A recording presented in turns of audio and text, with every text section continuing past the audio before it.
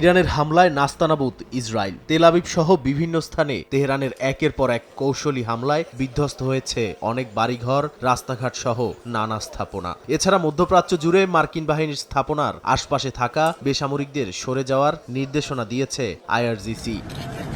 অন্যদিকে ইরানের কোম, ইস্পাহান ও খার্ব সহ বিভিন্ন স্থানে যৌথ বিমান হামলা চালিয়েছে ওয়াশিংটন ও তেল আবিব। এতে ক্ষয়ক্ষতি এবং হতাহতের খবর পাওয়া গেছে। লেবাননেও হিজবুল্লাহর ঘাঁটি লক্ষ্য করে হামলার দাবি করেছে নেতানিয়াহু বাহিনী।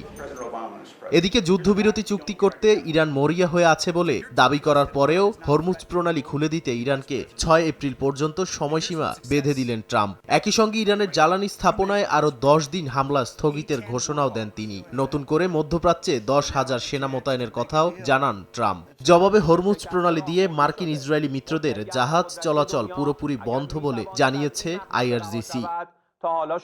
ইসরায়েল ও যুক্তরাষ্ট্রের হামলাকে বর্বরোচিত আখ্যা দিয়ে ইরানের পররাষ্ট্রমন্ত্রী আব্বাস আরাকচি বলেন, দুই মিত্র অবৈধভাবে ইরানে হামলা চালাচ্ছে। এ সময় তিনি ইরানের বালিকা বিদ্যালয়ে হামলার তীব্র নিন্দাও জানান।